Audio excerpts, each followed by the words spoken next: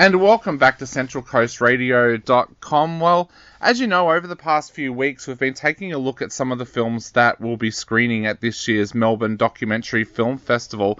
And we're going to be taking a look at another one of those films today. The film we're looking at today is called As Prescribed, and we've actually got the director of the film, Holly Hardman, on the phone to talk a little bit about this film. Holly, welcome to the program. Thank you very much for having me, Dave. So, Holly, tell us a little bit about As Prescribed. What can people expect from this documentary? Well, I do hope that people will discover a different perception of what certain medications can do, specifically benzodiazepines, but I think I would say this about most psychotropic medications. I think around the world they're usually looked at as drugs of addiction. And in As Prescribed, we're telling a quieter but far more widespread story, which is one of iatrogenic harm. And one of the things we want to do is familiarize the public with BIND, benzodiazepine-induced neurological dysfunction, which is something that benzodiazepines too often create. I think in Australia, Mogadon, Xanax, Ativan,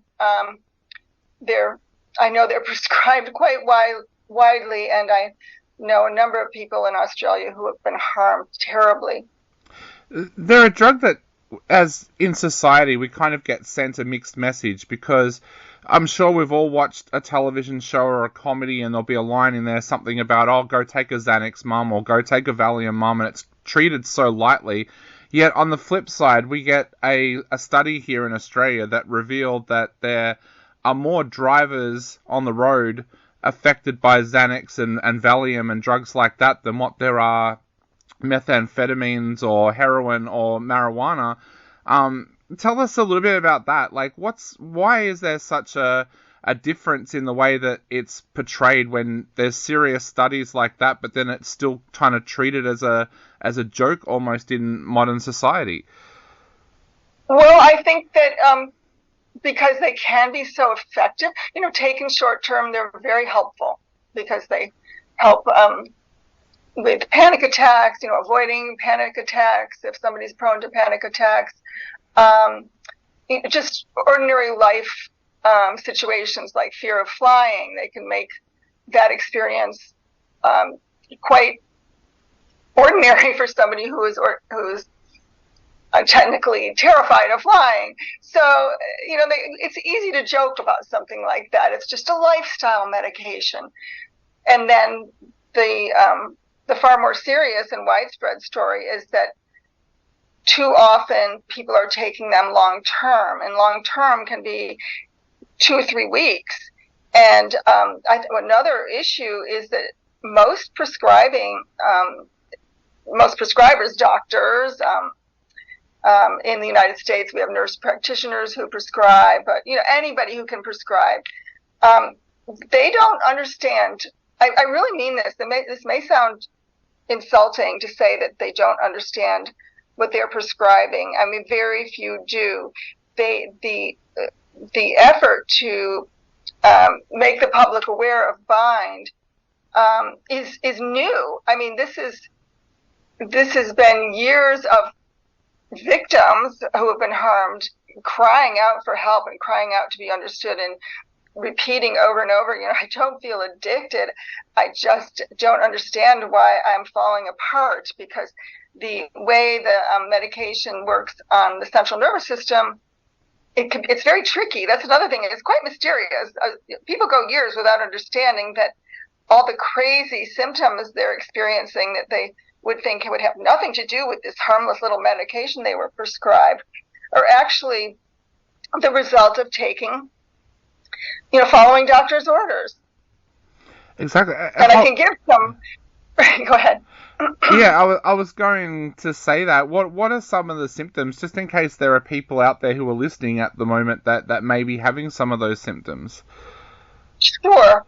Well, one of the classics is that the nature of anxiety changes. If anxiety is worsening, that is a sign of tolerance, and that is a sign that an indication that the medication is starting to do more harm than good. But some of the more mysterious ones are things like brain zaps and crazy gastrointestinal issues and mysterious pains, like pretty serious pain. I remember when I was not understanding what was going on with me, I would have excruciating pain. I would think, well, is it sciatica? No, it's not sciatica. I mean, it's just mysterious until you know what it is. And then once you think of all the things that your central nervous system is involved in, then it's like, then it becomes a no-brainer. Like, of course this is the benzodiazepine, because it creates a dysfunction.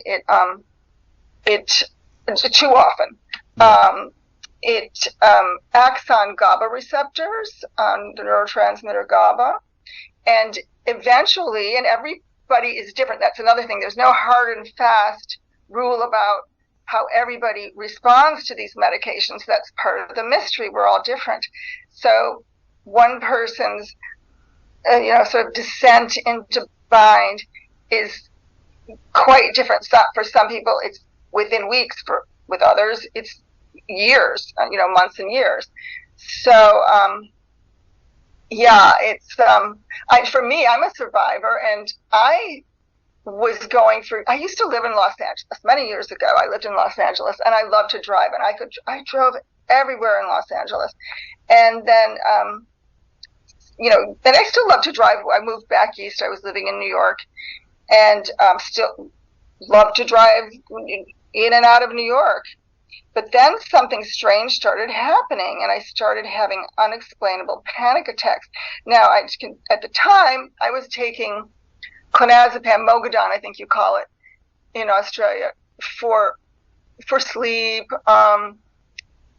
I think I was still still had anxiety about flying. I'm totally over it now, but I went through a phase after 9/11. I went through a fear of flying phase, and I just started having these issues driving, and I thought, oh, it's just me. I can't handle life anymore. It's just, this isn't regular anxiety. This is something else. I'm just getting sicker and sicker. And I wish I realized sooner that this was actually the medication having done harm to me. But it's very common. It's very common. Yeah.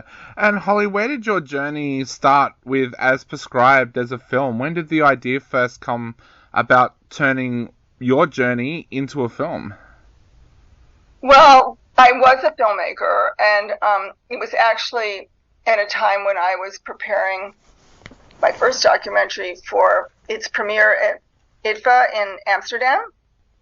And around that time, I thought, well, I don't know why I'm taking Klonopin anymore. I just don't feel like taking a prescription of anything that I don't need to. And I said, no doctor is really telling me that I need it. They're just saying, oh, I see this on your record. Do you want a prescription? And I usually go, sure. And it did help me sleep.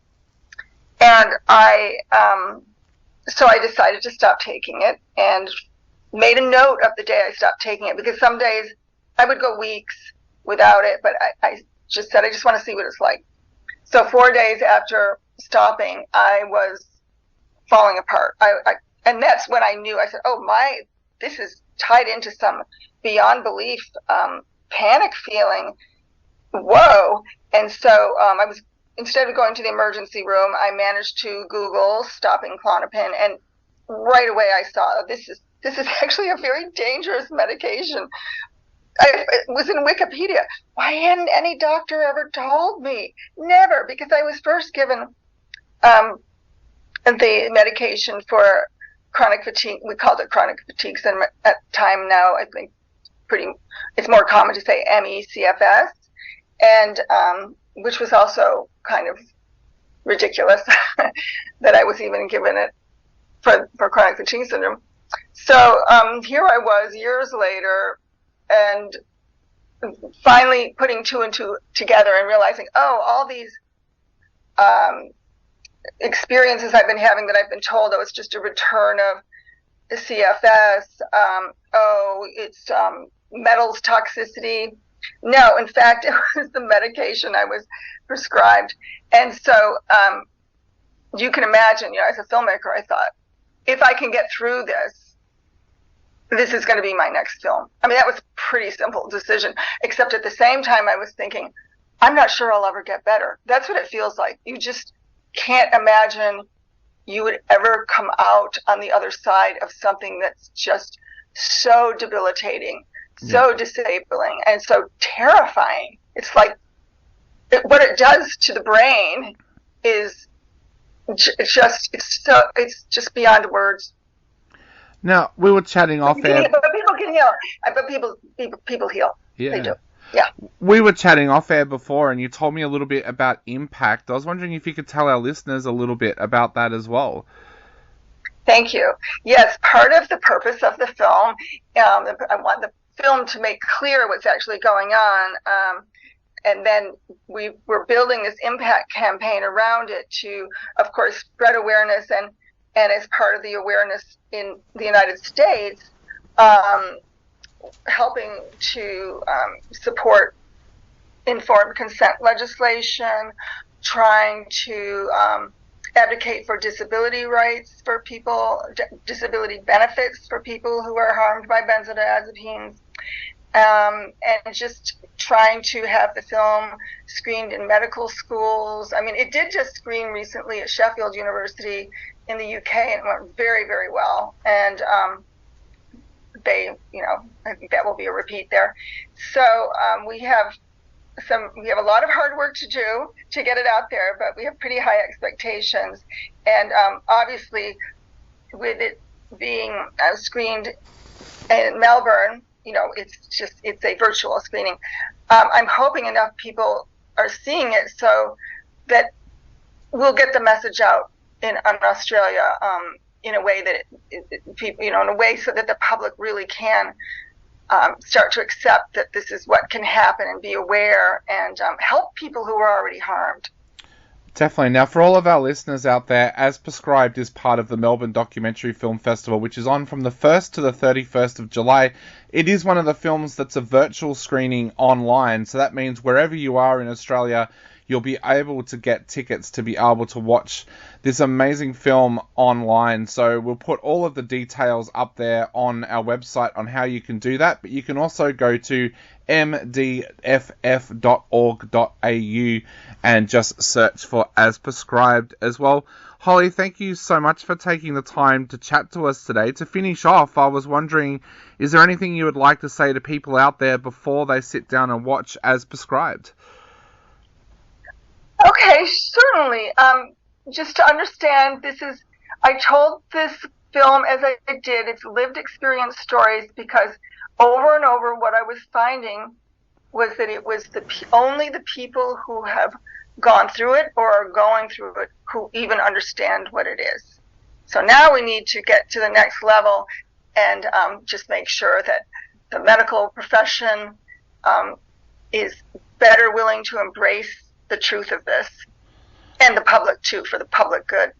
Definitely. And once again, listeners, if you want to watch As Prescribed, you can go to mdff.org.au anytime between the 1st and 31st of July, and you'll be able to purchase a ticket to watch the film online. Holly, thank you so much for coming on our show today. This film is really important, and your message is so important as well. So thank you so much for coming on our show and sharing your journey, and also sharing about As Prescribed as well. Thank you so much, Dave.